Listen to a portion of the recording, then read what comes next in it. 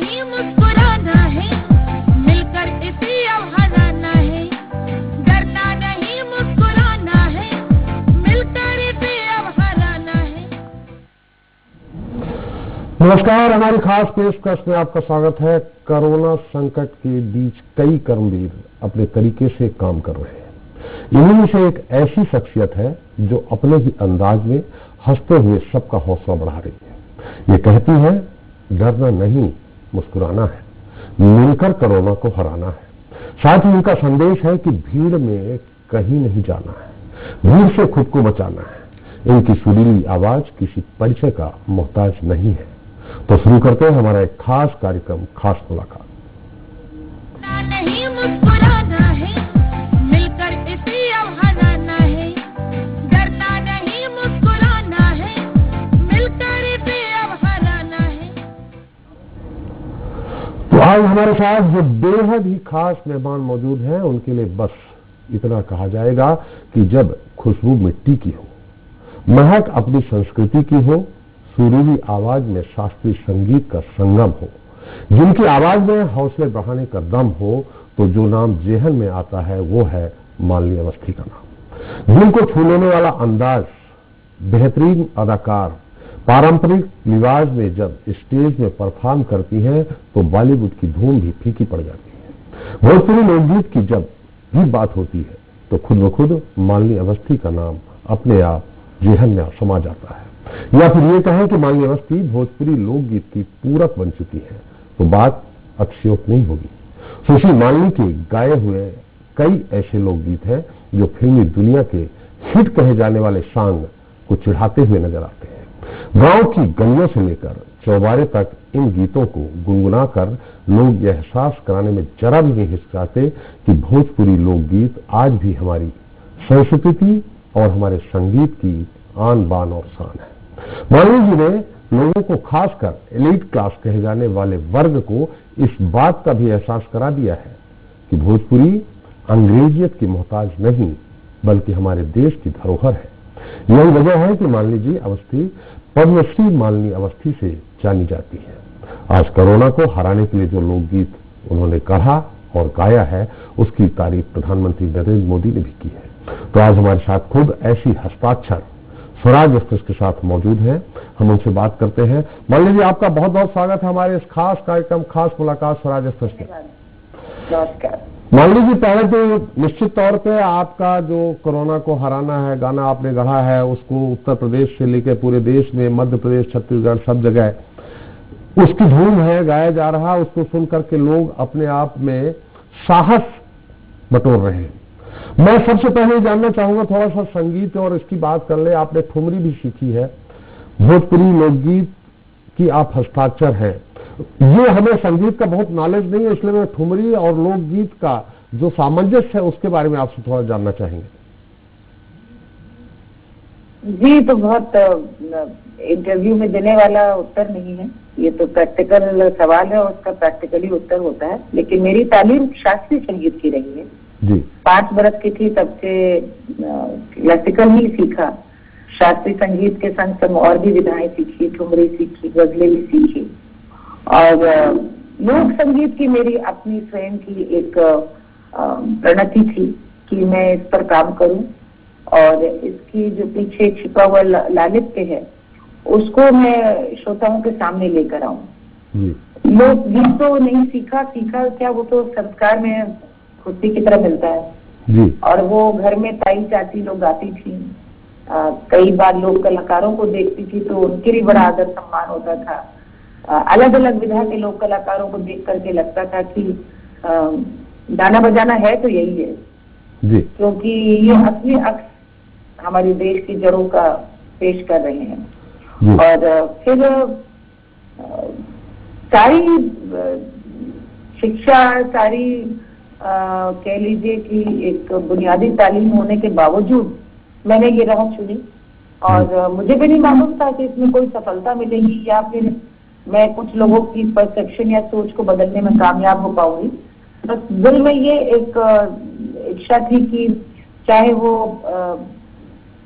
लोगों की, हमारी दादी वगैरह की गाए हुए सोहर हो, बनने हो, उनके पीछे जो सामाजिक परिवेश है, जी जो हमारे पुरखे दरअसल कहना चाहते थे, जी इस तरह से मनोरंजन के लिए गाना नहीं गा रहे थे, वो भी मैं कहूँ, वो मैं बताऊं। और उसके लिए अपनी गायकी के माध्यम से मैंने वो रास्ता चुना और श्रोताओं को वो बहुत अच्छा लगा, क्योंकि सबको वो अपने घर की बात लगी, सबको वो अपनी बुआ, अपनी दादी के गाने और वो रिलेट करते थे और लोगों ने पसंद किया और आज आपके सामने हूँ। निश्चित तौर पे मालिनी जी, जैसा कि मैंने आपके बारे में पढ़ा है, सुना है, आपको माँ से बहुत सहयोग मिला, फिर शादी के बाद पति से भी सहयोग मिला भोजपुरी लोकगीत गाने के लिए। लेकिन यहाँ एक बात यह है कि पिताजी आपके कुशल चिकित्सक, माँ क्लासिकल चाहती थी कि आप क्लासिकल संगीत सीखें। इसमें पिताजी की जो इच्छा है वो कहीं रोड़ा तो नहीं बनी? वो निश्चित चाहते रहे होंगे कि हमारी बेटी पढ़ लिख करके डॉक्टर बने, आईएएस बने, एजुकेशन लाइन में जाए। नहीं, आपकी तो जानकारी पूरी दुरुस्त नहीं है। हमारे माता पिता दोनों ने कभी भी कोई दबाव नहीं डाला जी। और मुझे लगता है कि एक व्यक्ति के भीतर खुद एक बीज होता है जी करने का। जी। हमारे समाज में अभी भी परसेप्शन है कि यदि लड़की कुछ भी करती है तो इसलिए तो अच्छा कर पाती है क्योंकि उसके पति अलाउ करते हैं, क्योंकि उसके माँ ने आगे बढ़ाया, क्योंकि उसके पिता ने आगे बढ़ाया। जी। सच बात ये कि जिसके अंदर भी इच्छा शक्ति होगी तो वो सारे विरोधाभासों के बावजूद करेगी। जी। ये सच है कि कोई भी लड़की हो जी। चाहे वो हमारे जमाने की हो या आज भी जो बेटी पढ़ रही है, सभी के लिए अवसर ढूंढ करके अपनी राह बनाना आसान नहीं होता। जी। चाहे सबसे अच्छी परिस्थिति भी मिले। हमारे समय में हम लोगों ने जिस परिवेश में आंखें खोली, संस्कार में अपने जो आसपास देखते थे वहां पर यही सत्य जाना कि 20-21 साल में ब्याह हो ही जाना है जी। कैरियर लेना है, ये तो कभी सोचा ही नहीं था उस दौर में जी। और सीखना संगीत वो तो मेरी माँ की जितनी इच्छा थी उतनी ही मेरे पिता की थी। जी। जी। क्योंकि मेरे पिता बल्कि उस समय में डॉक्टर थे, मरीज देखते रहते थे, अस्पताल जाते थे, लेकिन वो बहुत पर्टिकुलर थे मेरी माँ के साथ साथ कि मैं जिस समय मुझे यहाँ से हमारे बीच में एक जीवन में दौर आया कि मेरे दोनों गुरु एक हमारे जो उस्ताद थे शुजात साहब, वो वापस रामपुर चले गए थे और राहत साहब से सीखने लायक में उतनी बड़ी नहीं हुई थी। तो मेरे पिताजी ने कहा कि एक बालकृष्ण कलाकार जी थे, तबला वाले थे गोरखपुर में, कि रोज उनको खुद गाड़ी में बैठ के मेरे पिताजी लेकर के आते थे आकाशवाणी से कि कम से कम तबले पे गाएगी तो लय में आएंगे। तो ये पिताजी की इतनी वो रही है। तो ये हमारे यहाँ, लेकिन इसकी मंच में निकासी होगी या मैं कुछ इसको लेकर बड़ा रच पाऊंगी, ये मुझे लगता है उन्होंने भी नहीं सोचा था। वो मेरे माता पिता हर माता पिता की तरह बहुत सकारात्मक सोच वाले अभिभावक थे, जिन्हें लगता था कि कला से बच्चों को जुड़ना चाहिए और कला व्यक्तित्व विकास में भी बहुत सुंदर योगदान देती है जी। और इसलिए उन्होंने सीखने पे जोर दिया, बन दिया, दोनों ने बराबर से। डॉक्टर बनूं या क्या बनूं, ये तो हमारे अपने, मुझे लगता है कि आसपास की लड़कियों को मैं देखती थी कि वो कॉम्पिटिशन दे रही हैं या फिर रिसर्च करने की बात सोच रही हैं जी। लेकिन मैं फाइनेंस में थी, मेरे विषय तो पॉलिटिकल साइंस, हिस्ट्री और संस्कृत थे जी। तो शुरू से मैं कला की ओर ज्यादा आकर्षित थी। साइंस का तो मुझे कभी भी रुचि भी नहीं रही जी। लेकिन ये लगता था कि जीवन में जो भी करूंगी समाज से जुड़ा हुआ करूंगी, समाज के लिए करूंगी और मुझे खुशी है कि संगीत के जरिए वही कर पाई जी। अब मान लीजिए निश्चित तौर पर क्योंकि आपसे कभी रूबरू नहीं हुआ, इस कारण हमारी जानकारी इस पर दुरुस्त नहीं, लेकिन आपके बारे में जो पढ़ा है उसी को अंदाज लेके सामान्य वर्ग से ब्राह्मण परिवार में आप एक सामान्य उसमें पैदा हुई थी, इस कारण मैंने सोचा कि लोगों को ये इच्छा रहती है कि हमारी लड़की का भविष्य जो आम फैमिली है वही मानते हैं कि पढ़ लिख करके कहीं जॉब करे और सुरक्षित रहता है। लेकिन ये बहुत अच्छी बात है कि आपके हम लोगों के समय में भैया, हम लोग के समय में पढ़ लिख करके जॉब करे वाली भी सोच नहीं थी, पढ़ लिख के शादी हो जाए वाली सोच थी जी। नौकरी करने वाली सोच तो इधर 20-30 साल से आई है। मेरी शादी को हो गए 31 बरस जी जी तो 31 बरस पहले आप समझ सकते हैं कि उस समय तो हम लोग 20 के हुए, 20.5 तक शादी तय हो गई, जी पढ़ते पढ़ते ही शादी तय हो गई। जी तो उस समय तक लेकिन मैंने जैसा आपको शुरुआत में कहा कि बहुत हमारे परिवार में बहुत विचार बहुत खुले हुए थे, जी जी क्योंकि उस समय संगीत सिखाना भी अपने आप में एक बहुत प्रगतिशील परिवार की निशानी थी। जी और मुझे याद है कि जो हमारे दूसरे उस्ताद थे राहत अली खान साहब, वो बड़े मनमौजी थे, जी घर नहीं आ पाते थे सिखाने के लिए। तो मेरे पिता ने मेरे माँ से कहा कि देखो, प्यासे को कुएं के पास ही जाना पड़ता है, कुआं नहीं आता है। जी जी जी और फिर उन्होंने कहा कि तुम लेकर के जाओ। तो मेरी माँ खुद गाड़ी चलाकर मुझे लेकर के जाती थी। तो ये एक उस दौर में न तो माँ स्वतंत्र रूप से निर्णय ले सकती थी कि पिता न चाहे तो हम संगीत सीख लें, न हम लोग। लेकिन बाद में मेरे पिताजी खुद ही इस बात को कॉन्फेस करते थे कि उन्हें भी उम्मीद नहीं थी कि ये मैं इसको इतना लंबा ले जाऊंगी या लोकगीत को अपना जीवन बनाऊंगी। ये तो कल्पना मेरे माता पिताजी को भी नहीं थी, बिल्कुल भी। जी जी जी किसी को नहीं थी, मेरे पति को भी नहीं थी, किसी को नहीं थी। इसीलिए मैंने सवाल पूछा था आपसे। जी जी जी जी जी आप बोले। लेकिन कभी भी उन्होंने इच्छा शक्ति, कभी अपनी इच्छा नहीं थोपी कि डॉक्टर बन जाओ जी या गाना मत सीखो। जो आपने मूल सवाल का, वो दरअसल पिताजी की प्रेरणा थी कि संगीत जरूर सीखे। जी निश्चित तौर पर अब थोड़ा सा दूसरी उस पर हम जाते हैं। आप, हो सकता है ये मेरी जानकारी दुरुस्त हो ना हो, लेकिन मैंने जो पढ़ा है कि भोजपुरी संगीत में अश्लीलता हावी होती जा रही थी। ऐसी स्थिति में आपने उस अश्लीलता को भोजपुरी संगीत से, भोजपुरी लोकगीत से समाप्त करने की सोची और उसको लगभग आपने समाप्त करने में आप सफल भी रही। इसमें कितना संघर्ष करना पड़ा आपको? बहुत ज्यादा, बहुत ज्यादा। जी हम अपने मुंह से क्या कहें कि हमने कोई इसमें सफलता पाई।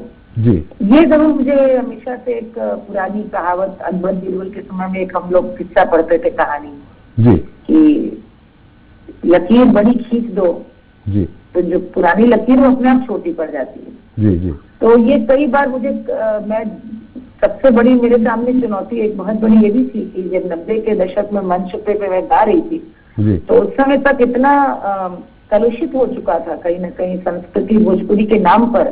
जी और कुछ संगीत कंपनियां व्यावसायिक लाभ के लिए इस प्रकार का दोहन कर रही थी। जी मैं कहूंगी लोगों के भावनाओं का जी कुछ भी लिख करके, जी। और कुछ कलाकार कुछ भी गा करके अपने बिना जिम्मेदारी को समझे जी कि कई बार ये लगता था कि ऐसे मंच पे कैसे जाएं। मैं जब देखती थी कि मेरे आगे पीछे कौन कलाकार मंच पे है तो सोचती थी कि मैं सही कर भी रही हूँ। एक दो बार तो ऐसा भी हुआ कि मैंने कार्यक्रम करने से मना कर दिया, जी बॉयकॉट करना शुरू किया। शुरू में कलाकार जब पैर जमाता है जी तो उसके लिए मैं यही सुनती थी, हर चीज हाँ करनी जरूरी है, सब चीजें करनी जरूरी है। लेकिन उसमें भी अपना विवेक जागृत रखना चाहिए कि आप किस तरह की चीजों से अपना नाम जुड़ा देखना चाहते हैं। जी और मुझे लगता है व्यक्ति जो कहता है, जैसे आज भी मैं जो बोल रही हूँ या जो गाता है, जो विचार रखता है, वो उसकी अपनी प्रवृत्ति को ही प्रदर्शित करते हैं। मैं आज जो बोल रही हूँ वो मैं क्या हूँ झलकेगा ना।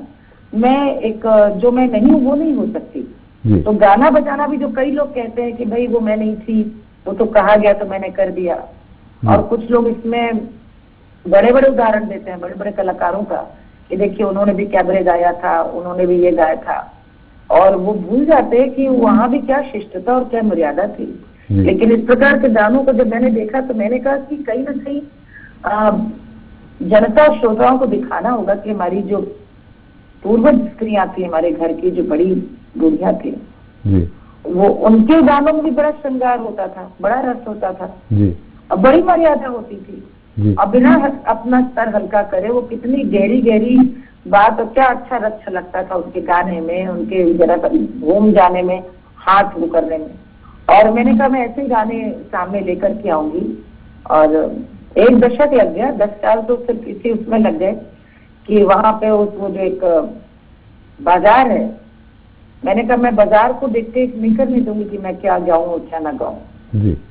मार्केट या अपना श्रोता या अपना मंच मैं खुद बनाऊंगी। और उसके लिए जब जहां जैसा अवसर मिला तो मैंने क्षणिक लोकप्रियता नहीं देखी। जी मेरा ईमान को जो सही लगता था वो रास्ता चुना। जैसे कि रियलिटी शो में मुझे अब तक 20-22 साल पहले मैं सारेगामा की विनर थी जी अंताक्षरी की।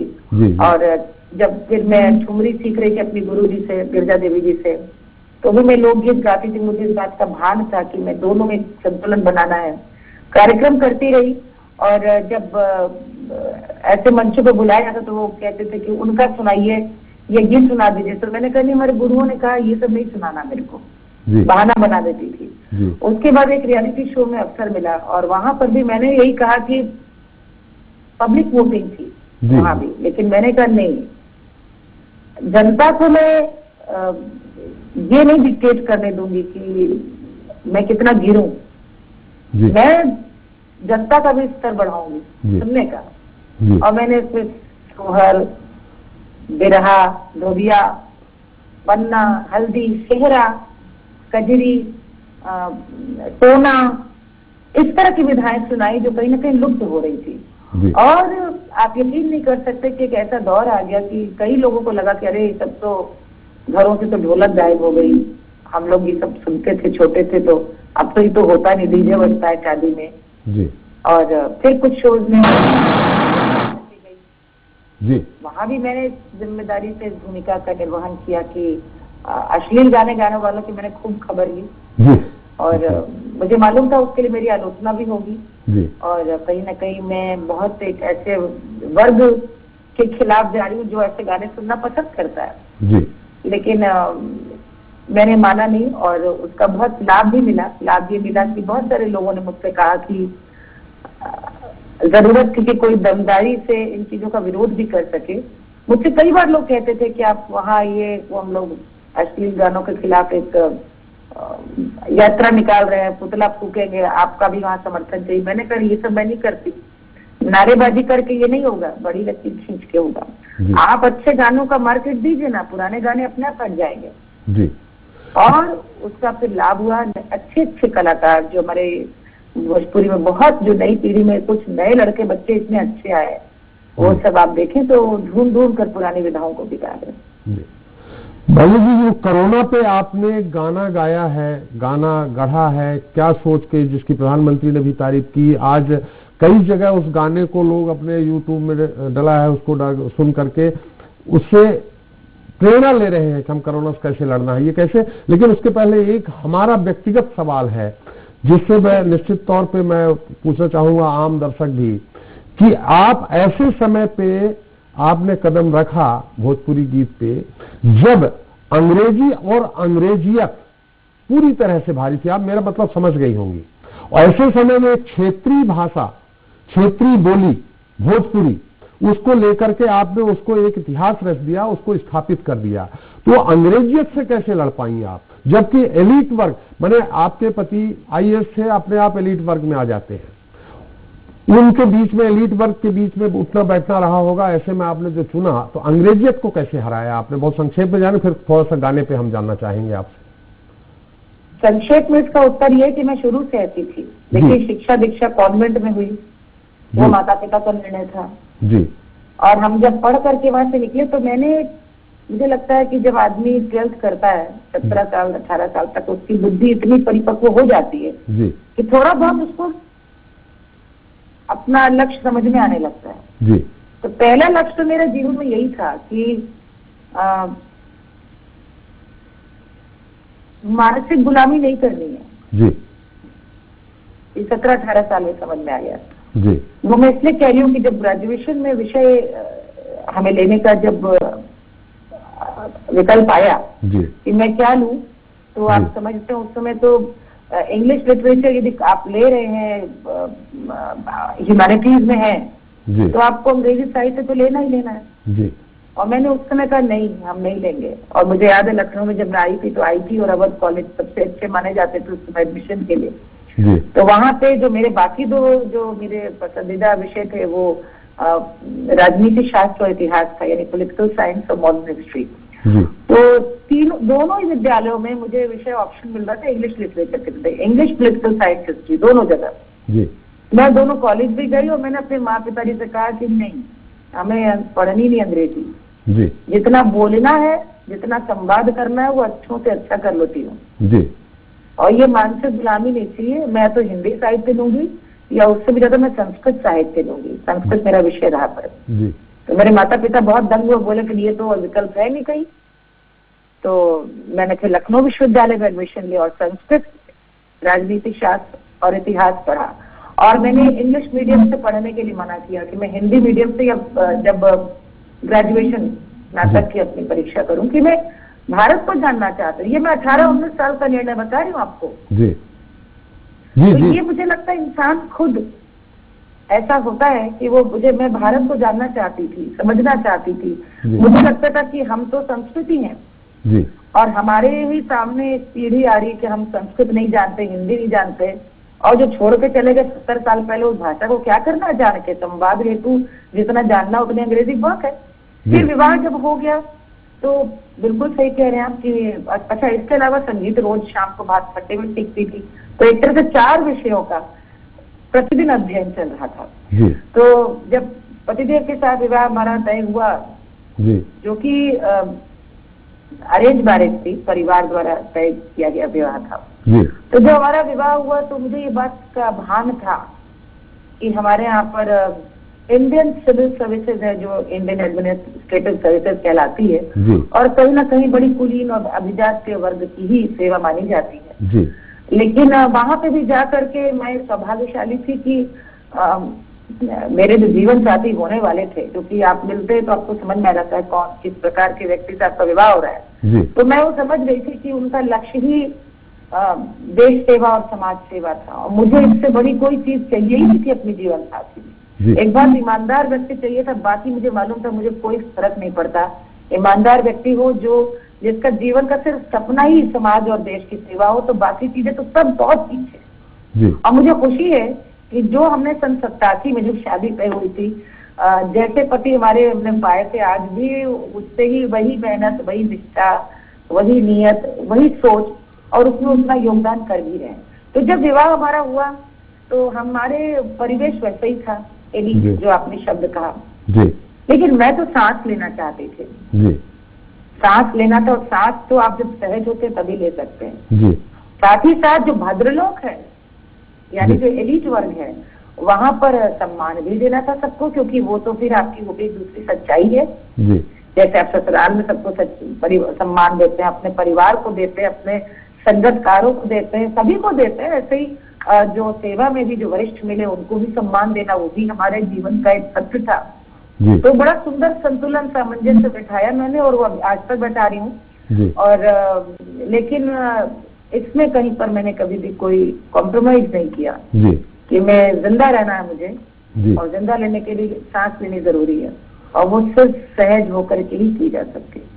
बिल्कुल बिल्कुल। मान लीजिए जिस तरह से आपने भोजपुरी लोकगीत में अपना मोहर लगाई है, उसी तरह प्रशासनिक वर्ग में अवस्थी जी की अपनी ईमानदारी, कर्मठता और निष्ठा की मोहर है। इसमें ऐसा नहीं है कि आपने लोकगीत में बहुत बड़ी मोहर लगा दी है। उन्होंने समाज सुधार और उत्तर प्रदेश और तो उनकी गिनती, उनका उदाहरण दूसरे प्रदेशों में भी दिया जाता है। आपके पास जिससे समय कम होगा, मुझे इशारा बार बार किया जा रहा है कि आपके पास समय कम है। थोड़ा सा मैं ये जानना चाहूंगा, मैं सुनना तो आपसे कुछ दूसरा सुन रहा था। मैं आपको बता दूं, मेरी पत्नी भी पॉलिटिकल साइंस में पीएचडी है, प्रोफेसर है, लेकिन आपकी बहुत बड़ी फैन है।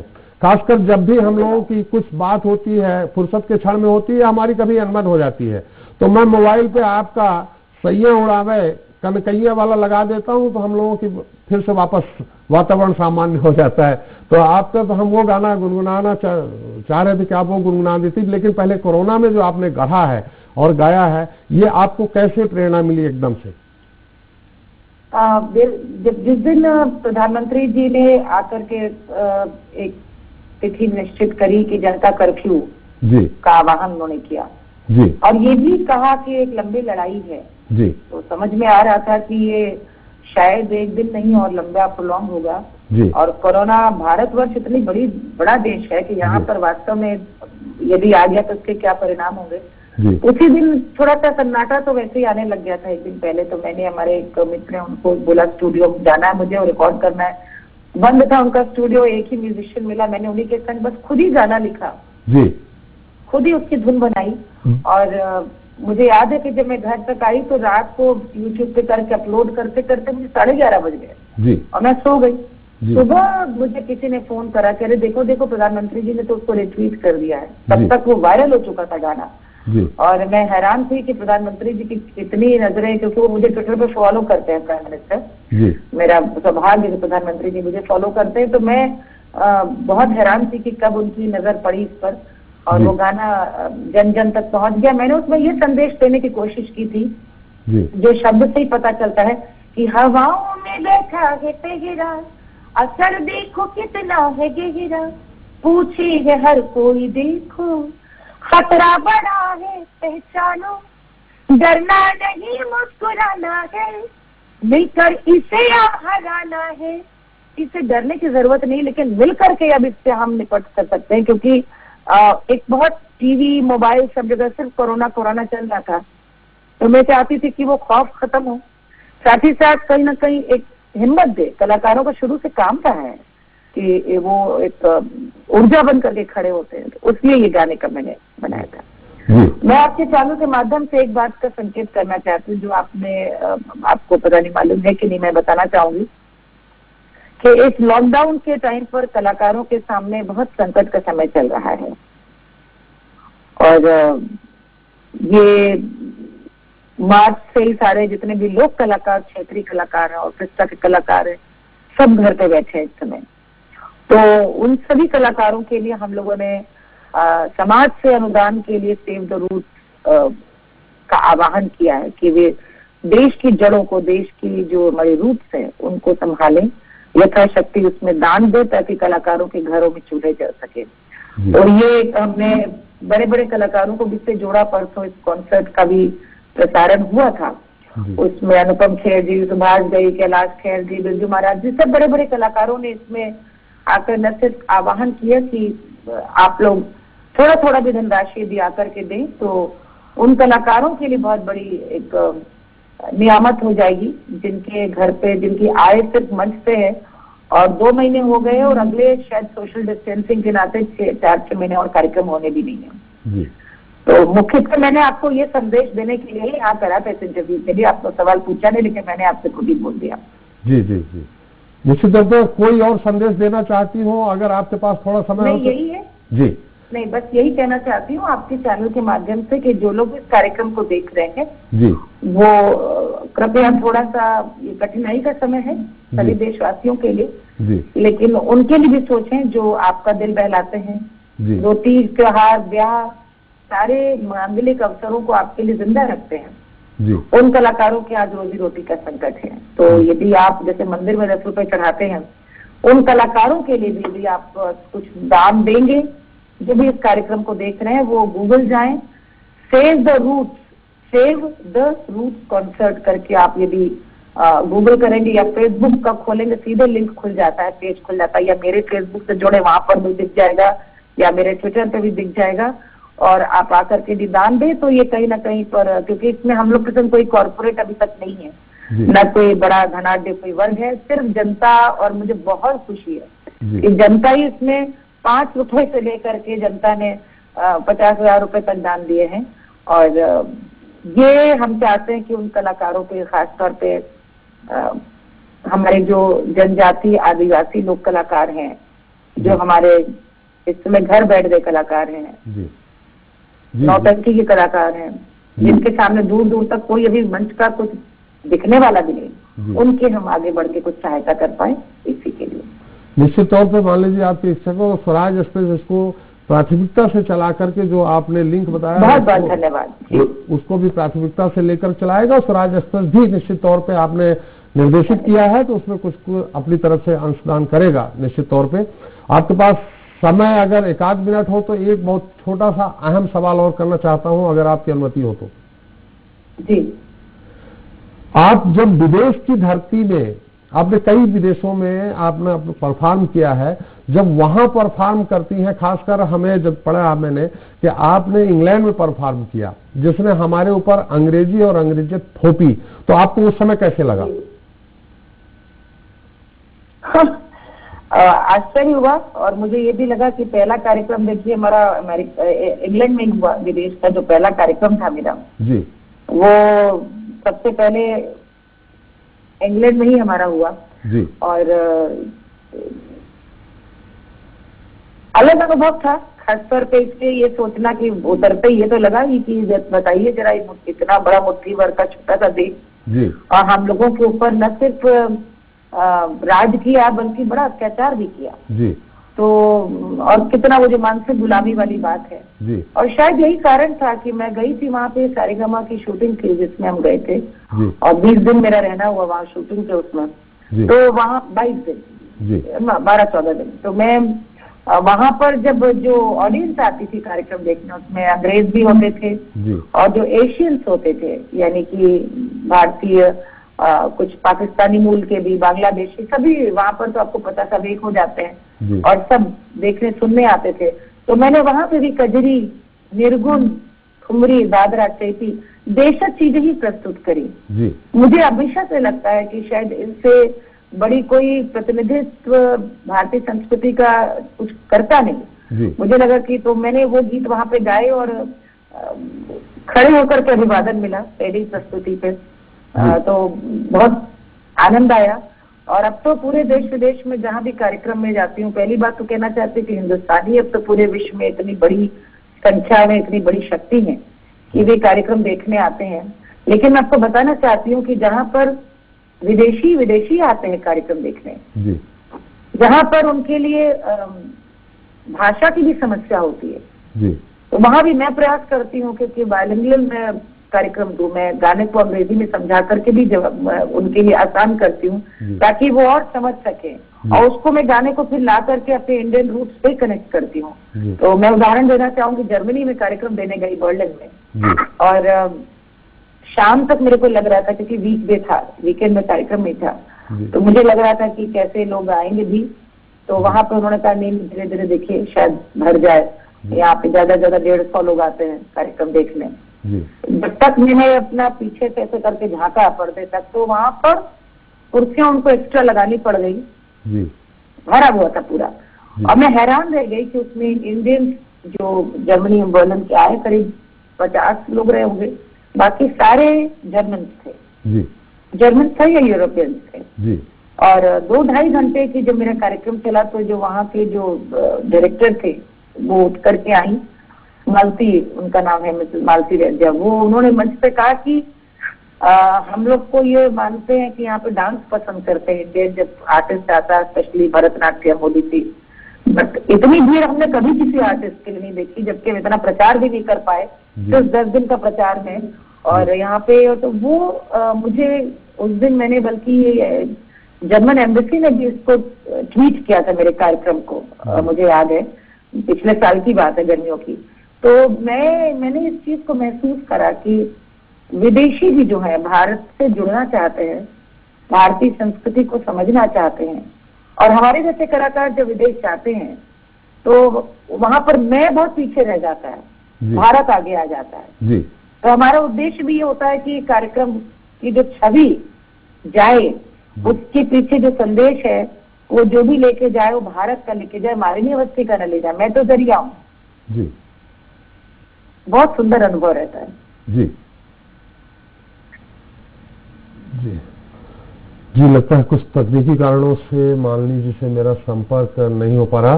मालिनी जी, आपको मेरी आवाज सुनाई पड़ रही? मुझे तो आपकी आवाज पूरी सुनाई दे रही। जी जी, मुझे थोड़ा सा वो लगा।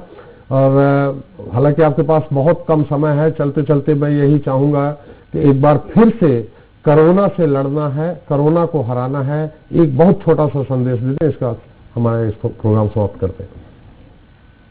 आप सभी दर्शकों श्रोताओं को मालिनी अवस्थी का ये सादर निहोरा है, विनती है कि आप लोग जब तक जरूरत ना हो बहुत ज्यादा घर से बिल्कुल बाहर मत निकलिए और ये लॉकडाउन का पूरा पालन करिए। मैं तो कहूँगी लॉकडाउन समाप्त हो जाए तो भी आप लॉकडाउन में ही रहिए, क्योंकि आप तब तक सुरक्षित हैं जब तक आप घर पे हैं। एक वायरस है जिसका भी इलाज ढूंढा जा रहा है और सरकार यथाशक्ति इस प्रयास में लगी कि आपको, आपके परिवार को सुरक्षित रखे।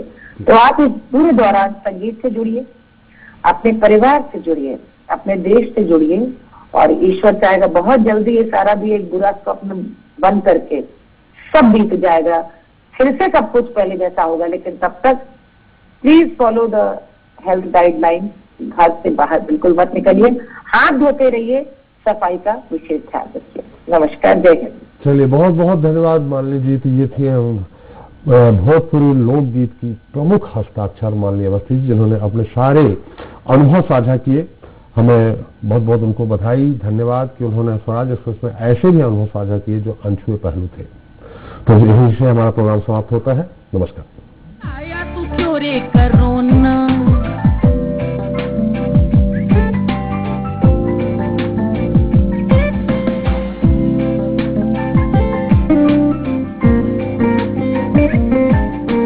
भीड़ में कहीं नहीं जाना है, भीड़ से खुद को बचाना है, दोनों हाथ अपने मल मल के साबुन से खूब धोना है, डरना नहीं मुस्कुराना है, मिलकर इसे अब हराना है। अरे डरना नहीं मुस्कुराना है, अरे मिलकर इसे अब हराना है, डरना नहीं मुस्कुराना